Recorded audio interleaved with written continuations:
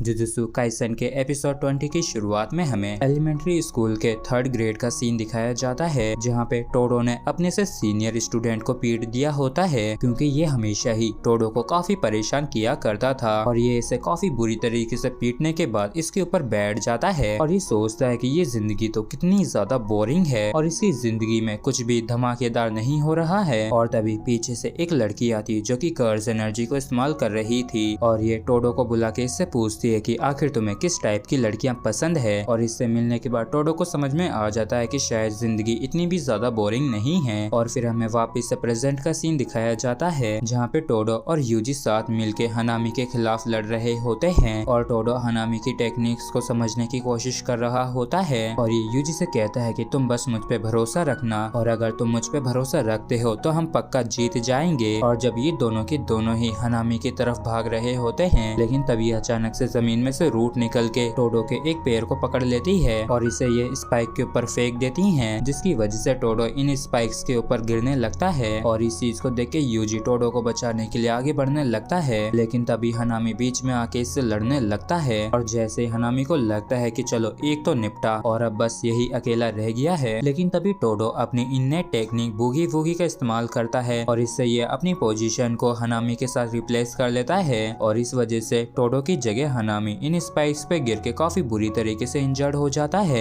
जबकि यूजी भी इस चीज को देख के काफी ज्यादा हैरान होता है कि अचानक से टोडो इसके पास कैसे आ गया, जबकि इस तरफ हनामी रिकवर करना शुरू कर देता है और ये कहता है कि वैसे तो ये एकदम सिंपल सी टेक्निक है, लेकिन फिर भी ये नाक में दम कर देगी। और फिर ये दोनों ही हनामी के ऊपर अटैक करने के लिए आगे बढ़ने लगते हैं और टोडो अपनी बूगी वूगी का इस्तेमाल करके अपनी पोजीशन को यूजी के साथ कई बार बदलता है और इस तरीके से ये हनामी को काफी ज्यादा पंचेस मारते हैं और इस वजह से हनामी को बिल्कुल भी समझ में नहीं आ रहा होता है कि आखिर यहाँ पे ये क्या चल रहा है। और हम टोडो को हनामी के पीछे देखते हैं और ये वापस से क्लैपिंग करता है। इस वजह से हनामी को तो ये तो समझ में आ जाता है कि पोजीशन चेंज होने वाली है, लेकिन इसे पता नहीं चलता है कि आखिर किसकी चेंज होने वाली है, मतलब कि यूजी की पोजीशन चेंज हो गई या फिर हनामी की। लेकिन हम देखते हैं कि टोडो जानबूझकर उस टेक्निक को ऑन नहीं करता है और इस वजह से यूजी हनामी के ऊपर लगातार 4 बार ब्लैक फ्लैश से अटैक करता है और ये दोनों ही लगातार इस स्पेशल ग्रेड से लड़ रहे होते हैं और टोडो अपनी कर्ज टेक्निक को इस्तेमाल करके अपनी पोजीशन को हनामी के साथ बदल लेता है, जिसके बाद ये दोनों वापस से हनामी के ऊपर अटैक कर देते हैं। और यूजी देखता है कि हनामी को टोडो की ये टेक्निक अब समझ में आने लगी है, लेकिन क्योंकि यूजी ने लगातार 4 बार अपने ब्लैक फ्लैश से हनामी को मारा है तो इस वजह से ये काफी ज्यादा कमजोर भी हो गया है। तो टोडो को ऐसा लगता है कि अब ये लोग इसे एक्सरसाइज कर सकते हैं और तभी हनामी यूजी और टोडो के ऊपर अटैक कर देता है। तो टोडो अपनी टेक्निक को इस्तेमाल करके यूजी को हनामी की जगह भेज देता है, जिससे कि यूजी उन कर्ज बर्ड्स से बच जाए। और एक बार टाकाडा ने बताया था कि इन कर्ज बर्ड्स की वजह से मेगुमी की काफी बुरी हालत हो गई थी और इससे टोडो को याद आता है कि इन कर्ज बर्ड्स को कर्ज एनर्जी से ही ताकत मिलती है, मतलब कि जितनी ज्यादा कर्ज एनर्जी को इस्तेमाल होगा उतनी ही ज्यादा ये नुकसान पहुंचाएंगी। और इस बात को ध्यान में रखते हुए टोडो तुरंत ही अपनी कर्ज एनर्जी के बैरियर को अपनी बॉडी के ऊपर से हटा देता है, जिसकी वजह से टोडो को इन कर्ज बर्ड्स से बिल्कुल भी नुकसान नहीं पहुंचा होता है। और इस तरीके से टोडो हनामी की इस टेक्निक को समझ गया होता है और इस चीज को देख के हनामी भी काफी ज्यादा हैरान होता है। और तभी टोडो अपने आप से कहता है कि वाह क्या बात है टाकाडा चैन, तुमने आज वापस से मेरी काफी मदद कर दी और अब जब हम अगली बार नेशनल हैंडशेक इवेंट पे मिलेंगे तब मैं तुम्हारा शुक्रिया अदा करूंगा। और ये दोनों ही इस तरीके से लड़ते लड़ते हनामी को उसी जगह पे वापस ले आते हैं जहाँ पे इनकी लड़ाई शुरू हुई थी, उस रिवर के पास। और तभी टोडो को याद आता है कि मेगुमी ने इसे बताया था कि माकी का जो स्पेशल ग्रेड का कर्ज टूल प्लेफोर क्लाउड है वो रिवर में ही कहीं पड़ा हुआ है। और इसके साथ साथ मेगुमी ने ये भी बताया था कि हनामी के चेहरे पे जो वो आई रूट्स हैं वही इसका वीक स्पॉट है। और तभी टोडो अपनी टेक्निक को इस्तेमाल करके उस प्लेफुल क्लाउड को यूजी के साथ एक्सचेंज कर लेता है, जिसकी वजह से यूजी उस रिवर में पहुंच जाता है, जबकि वो जो कर्ज टूल था वो टोडो के पास आ जाता है। और तभी हनामी भी अपने हाथ को जमीन पे रख के आसपास के प्लांट्स की सारी एनर्जी को एब्जॉर्ब कर लेता है, जिसकी वजह से इसका जो फ्लावर बर्ड होता है उसके अंदर काफी ज्यादा एनर्जी आ जाती है। जबकि इस तरफ यूजी टोडो की मदद करने के लिए आगे बढ़ता है, लेकिन टोडो इसे रोक देता है। और जैसे ही हनामी अपना यहाँ पे डोमेन एक्सपेंशन शुरू करने वाला होता है, लेकिन तभी इनके ऊपर जो वो कर्टन बन रखा था वो गायब होना शुरू हो जाता है, जबकि हवा में आसमान में गोजो हवा में उड़ रहा होता है और इसने ही इस कर्टन को डिस्ट्रॉय कर दिया होता है। और फिर हमें काकोगाची का सीन दिखाया जाता है जो कि कर्ज यूजर जोसो के साथ साथ लड़ रहे होते हैं और ये यहाँ पे अपने गिटार का इस्तेमाल करके काफी बड़ी बड़ी साउंड वेव से अटैक कर रहे होते हैं। और जोसो भी समझ गया होता है कि काकोगाची मिड रेंज अटैक के मामले में काफी ज्यादा अच्छे हैं, जिसकी वजह से ये उनके करीब भी नहीं जा सकता है। और फिर हमें उटा हिमे का सीन दिखाया जाता है और जब ये फोन पे बात कर रही होती तभी इसके सामने एक कर्ज यूजर हारुटा शिगो में आ जाता है, जो कि इसके ऊपर पीछे से अटैक कर देता है, लेकिन ये इससे बच जाती है। और हारुटा उटा हिमे से यही पूछता है कि आखिर तुम मुझे क्या दे सकती हो, लेकिन तभी पीछे से नोबारा और माही आ जाते हैं उटा हिमे की मदद करने के लिए इस हारुटा से लड़ने में। और इस चीज को देख के हारुटा काफी ज्यादा एक्साइटेड हो जाता है, क्योंकि इतनी सारी जो लड़कियां इसके आसपास आ गई होती हैं, इसलिए इसे ऐसा लगता है कि जैसे कि ये काफी ज्यादा पॉपुलर है। और तभी ऊपर वाला जो कर्टन होता है वो यहाँ से भी डिसअपियर होने लग जाता है। और इस चीज को देख के हारुटा भी काफी ज्यादा हैरान होता है और ये कहता है कि आखिर ये इतनी जल्दी कैसे हट सकता है, अभी तो 30 मिनट भी पूरे नहीं हुए। जिसके बाद ये तुरंत ही यहाँ से भाग के जाने लगता है। और फिर हमें वापस से टोडो और यूजी का सीन दिखाया जाता है, जो कि हानामी से अभी भी लड़ रहे होते हैं। और यूजी गोजो को बैटलफील्ड के ऊपर देख के काफी ज्यादा हैरान हो जाता है और गोजो भी देखता है कि यूजी अब काफी ज्यादा ताकतवर हो गया है और क्योंकि यहाँ पे टोडो भी है तो पक्का इसका ही इसमें हाथ होगा, तो अभी के लिए ये एकदम ठीक है। और फिर ये काकोगाची के पास आ जाता है और जूसो को काफी बुरी तरीके से मारता है, लेकिन काकोगाची बीच में गोजो को रोक देता है कि वो जूसो को पूरी तरीके से ना मारे, जिससे कि ये लोग जूसो से पूछताछ कर सकें। जिस पे गोजो कहता है कि ठीक है इसे ले जाओ और इसके साथ सभी प्रकार के सवाल जवाब कर लेना। और तभी गोजो नोटिस करता है कि वो जो कर्ज यूजर उटा हिमे के पास था